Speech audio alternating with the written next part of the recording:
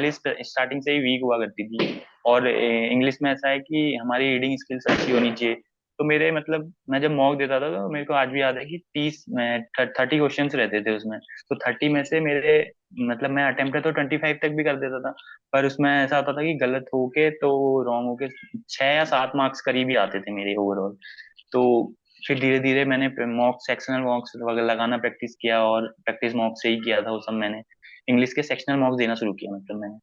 तो धीरे धीरे मार्क्स एक दिन मैं ऐसा भी हुआ कि प्री में मेरे 30 आउट ऑफ 30 आए थे मॉक में। तो उस दिन बहुत खुश हुआ Okay. था मैं। Hello everyone, welcome to Practice Mock. Today we have Himanshu with us. Hello Himanshu, how are you? Hello, I am fine ma'am.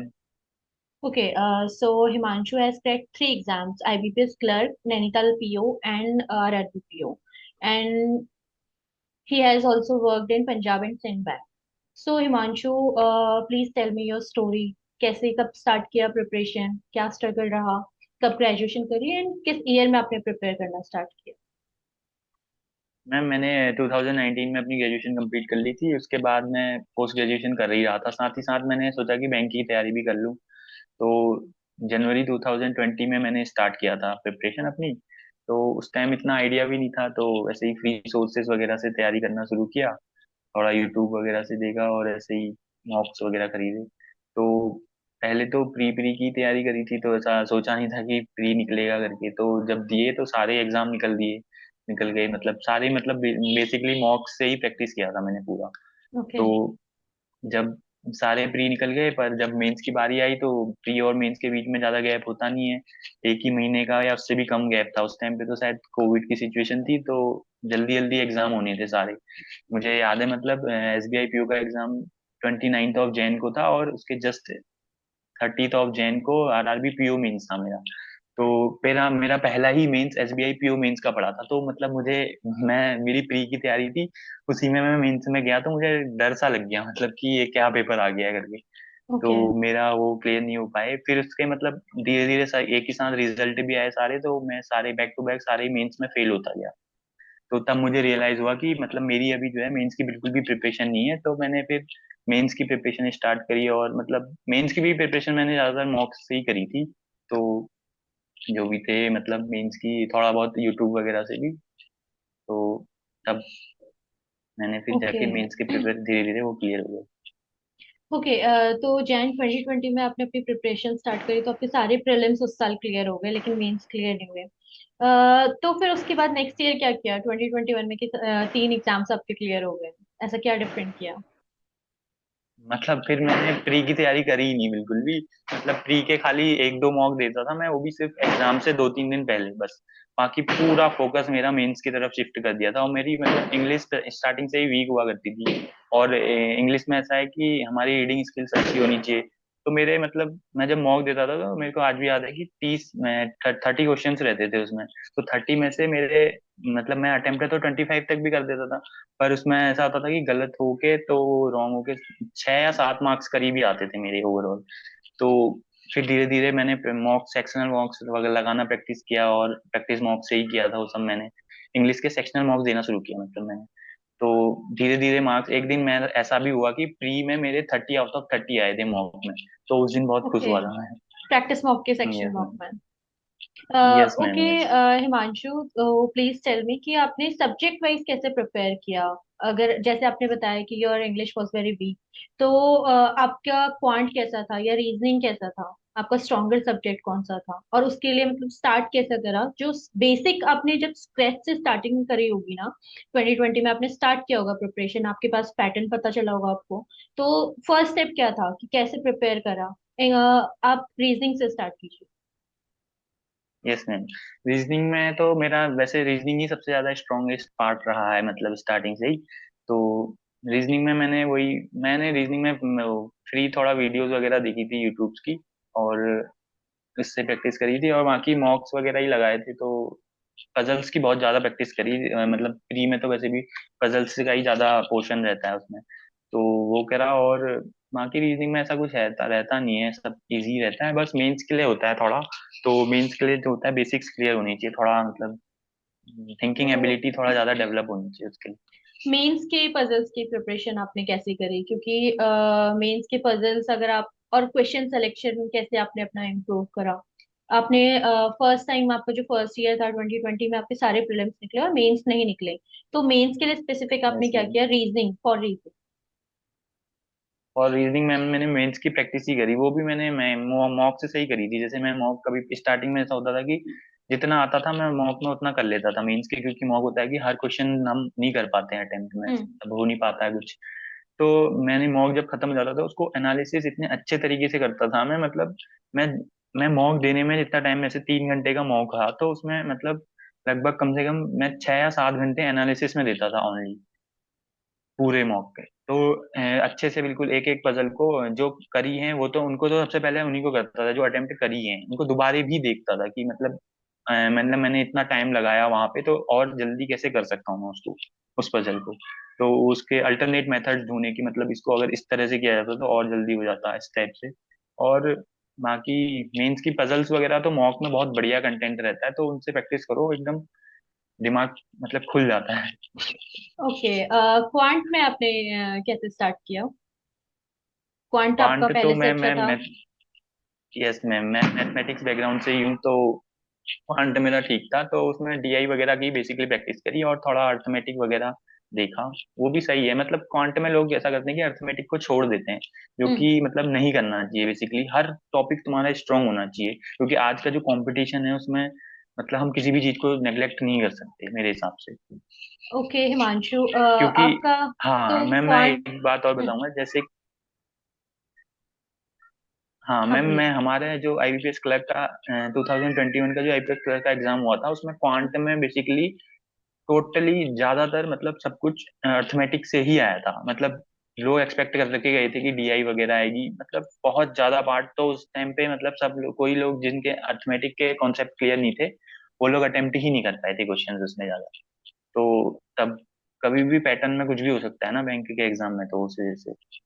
Okay, Himanshu, आपने बताया कि आपका क्वांट स्ट्रांग था, आप मैथ्स बैकग्राउंड से हैं, लेकिन जो कॉमर्स बैकग्राउंड से है तो वो कैसे स्टार्ट करे? बिकॉज उसको तो उसका तो नहीं स्ट्रांग है, तो फिर वो कहाँ से स्टार्ट करे? उसके लिए आप क्या एडवाइस देना तो चाहेंगे?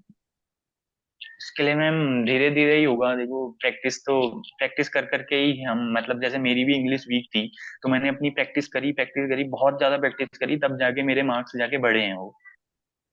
मतलब मैं डेली एक इंग्लिश का सेक्शनल मॉक देता ही था, मैंने अपनी डेली जो रूटीन बनाया था उसमें एक ऐड कर रखा था कि मैं डेली सेक्शनल मॉक तो दूंगा ही दूंगा। उसमें ऐसा होता है कि मॉक देने में हमें हर चीज की प्रैक्टिस हो जाती है, जैसे हमें अलग से कुछ नहीं करना पड़ता है। जैसे आरसी की प्रैक्टिस भी हो जाएगी, उसी में मिसलेनियस की भी प्रैक्टिस हो जाएगी, इसी तरह से हम क्वांट का भी बना सकते हैं। जैसे जिसका क्वांट वीक है तो जैसे कॉमर्स बैकग्राउंड वाले हैं तो वो अपना कर सकते हैं, जैसे नॉर्मल उसमें कैलकुलेशन वाले क्वेश्चन भी आ जाते हैं, डीआई भी आई जाती है, अर्थमेटिक भी आई जाते हैं। बस एक बार ये है कि अपना बेस क्लियर कर लें, जैसे कि अर्थमेटिक में हर टॉपिक वाइज अपना पूरा कॉन्सेप्ट क्लियर करते हुए उसके बाद मॉक से बहुत अच्छी तैयारी हो सकती है।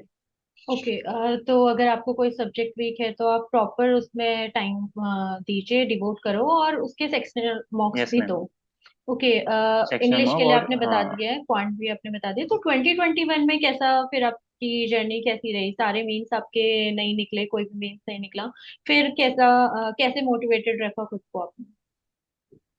नहीं मोटिवेटेड तो क्या मैम, मेरा पहला ही अटेम्प्ट था तो मुझे और ज्यादा खुशी हुई कि मतलब मैंने पहले भी अटेम्प्ट में अपना प्री सारी क्लियर कर ली। तो फिर तो और ज्यादा मोटिवेशन मिली कि अब तो खाली मेंस की तैयारी करनी है, तो मैंने मेंस की तैयारी करी, उसके बाद कोई भी प्री तो कभी नहीं रुका मतलब अभी तक। और मैं करते ही रहा, अब मेंस भी सब हो ही जाते हैं मतलब।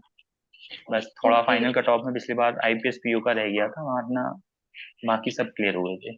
आईबीपीएस पीओ का आपका फाइनल कट ऑफ में रहा, तो वहां पे मेंस में आपका ज्यादा डिफरेंस रह गया या इंटरव्यू के टाइम पे, नहीं मैम, इंटरव्यू में मेंस में स्कोर? रह गया था। नहीं इंटरव्यू में तो ठीक था स्कोर, वो मेंस में कम रह गया था। मेंस में 6 मार्क्स ही अब थे कट ऑफ के, तो तब। Okay, okay. उस हम्म। आपका आईबीपीएस क्लर्क क्लियर हुआ था ना? वहां पे यस आपने मैम। कितने मंथ्स जॉब करी? मैम वहाँ पे मैंने करीब अगस्त में ज्वाइन किया था और मिड सितंबर में छोड़ दिया था, क्योंकि मुझे दूसरी जगह ज्वाइनिंग आ गई थी आर्यवर्त बैंक में, तो वहाँ पे ज्वाइन करना था। वहाँ पे ओके, यूके था मेरा, तो उस वजह से। तो करेंटली आप किस एग्जाम के लिए प्रिपेयर कर रहे हैं? करेंटली मैम मैं रेगुलेटरी बॉडीज या फिर एसबीआई पीओ, इन दोनों के लिए एग्जाम की तैयारी कर रहा हूँ।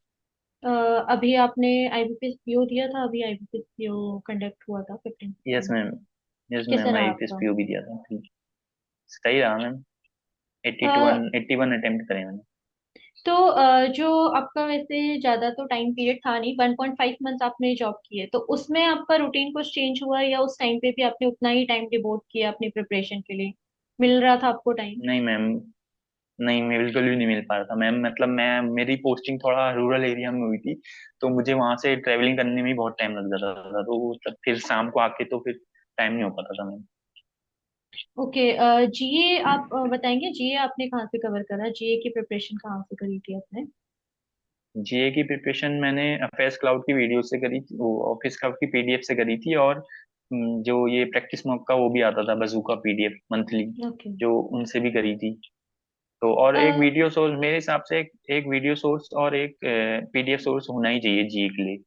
तो वीडियो के लिए भी यूट्यूब में बहुत सारे चैनल्स मिल जाते हैं, तो उसमें से कोई भी। ओके, तो डेली बेसिस पे आप जीए पढ़ते हैं? एक ही कॉमन क्वेश्चन होता है स्टूडेंट्स का, अफेयर्स क्लाउड को लेकर भी होता है कि आप डेली उसे पढ़ो या आप वीकली पढ़ो या आप मंथली फॉलो करो, तो आपका क्या रूटीन रहता था कि आप मैम मेरा डेली तो फॉलो करते डेली, थे? हाँ मैम मैं बता रहा हूँ, मेरा तो अपेस क्लाउड की डेली पीडीएफ पढ़ता था मैं। तो उससे क्या होता है कि मंथली जब पीडीएफ पढ़ते हैं, क्योंकि वो बहुत लेंदी पीरियड पीडीएफ होती है, तो उसमें ऐसा होता है कि जब हम मैं मंथली पढ़ते हैं, तो हमें, अगर हमने डेली पढ़ा होता है, तो हमें जल्दी जल्दी रिवाइज करने में आसानी होती है। तो वो कर सकते हैं। और क्योंकि डेली पीडीएफ पढ़ने में कुछ टाइम लगता भी नहीं है, ओनली एमसीक्यू में तो मेरे शायद 30 क्वेश्चन में भी रहते हैं बस उसके। और वीडियो से, बाकी वीडियो से कर लेता हूँ था, मैं डेली करता था वीडियो से। ओके। तो आप अपने शॉर्ट नोट्स प्रिपेयर करते थे या कैसे याद रखते थे, या फिर डेली पढ़ते थे नॉर्मली और फिर मंथ एंड में आप मंथली पीडीएफ रिवाइज करते थे, या अपने शॉर्ट नोट्स भी प्रिपेयर करते थे daily? Yes ma'am, daily short note में वगैरह वीडियो से बना देता, जैसे जो कुछ इंपॉर्टेंट लगता था तो वो सब नोट करते रहता था, और जैसे स्टैटिक का भी कुछ उसमें इंपॉर्टेंट लगा तो वो पार्ट भी नोट कर लिया अपना। ओके। आरआरबी पीओ के लिए आपने कौन सी लैंग्वेज ऑप्ट करी थी मेंस में? प्रीलिम्स में तो सिर्फ क्वांट और एलआर रहता है, मेंस के में आपने क्या हाँ ऑप्ट किया था? मैम, मैंने पहली बार मीन था, जब मैं बता रहा हूँ कि मेरी खाली प्री की तैयारी थी, हम्म। तो उस टाइम पे तो मैंने हिंदी ऑप्ट की थी, क्योंकि मैं हिंदी ओके। बैकग्राउंड से हूँ, तो मुझे लगा कि हिंदी वहाँ इजी होती होगी। मैंने बिल्कुल प्रैक्टिस भी नहीं करी थी हिंदी की, तो उस हिसाब से मैं गया वहाँ, तो मुझे हिंदी हुई नहीं बहुत, 8 या 9 मार्क्स ऐसे ही कुछ आए थे मेरे मार्क्स। तो ओके। फिर उससे नेक्स्ट बार मैंने इंग्लिश की बहुत प्रैक्टिस कर ली थी, क्योंकि मैंने मेनली ज्यादातर एग्जाम, हर एग्जाम में इंग्लिश ही आती है, कि हिंदी इसी एग्जाम में आती है। तो मैंने सोचा कि हिंदी की प्रैक्टिस करनी, अच्छा इंग्लिश की करते हैं तो और एग्जाम्स की भी तैयारी हो जाएगी। तो उस वजह से मैंने इंग्लिश के सेक्शनल मॉक जब दिए, मेरे को कॉन्फिडेंस आ गया था उसमें कि हाँ अब इंग्लिश में ऑप्ट कर सकता हूँ। तो मैंने आरआरबी के एग्जाम में भी इंग्लिश ही ऑप्ट की थी, तो उससे ओके। बहुत अच्छा स्कोर रहा था। Yes ma'am. आपका इंटरव्यू एक्सपीरियंस शेयर करिए कि इंटरव्यू एक्सपीरियंस कैसा रहा इंटरव्यू आरआरबी में, पीओ का? हम्म। हाँ इंटरव्यू में मैम ऐसा हुआ कि जो मैंने स्टैटिक के जो नोट्स बनाए थे ना, वो मतलब मेरे लिए बहुत अच्छे रहे। मतलब वहाँ, मतलब जो भी मेरे से पूछा गया सब स्टैटिक का पोर्शन पूछा गया। इंटरव्यू में बेसिकली वो तुम्हारा कॉन्फिडेंस चेक करते हैं बस, ओवरऑल, और तुम कितनी कॉन्फिडेंटली उनके क्वेश्चंस का आंसर कर रहे हो ये।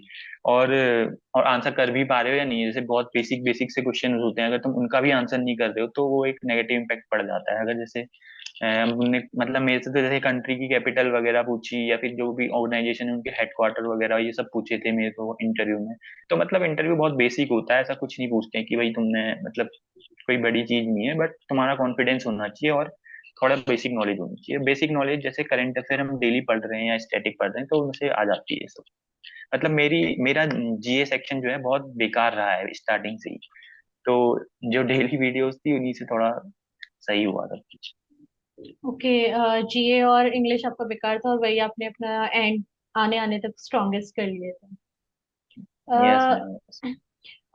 और आपका अभी जो स्केड्यूल है, अभी तो आपकी ज्वाइनिंग आई नहीं है, 15 सितंबर से आपने छोड़ दिया है, तो अभी आप क्या कर रहे हैं? मॉक्स लगा रहे हैं या फिर सेम जीए कंटिन्यू कर रहे हैं, क्या कर रहे हैं? नहीं मैम, मैंने वो जल्दी छोड़ा ही इसलिए था कि मतलब मैंने सोचा था कि अब जैसे और आगे के जो एग्जाम्स हैं उनकी तैयारी कर लेता हूँ, तो ऐसा।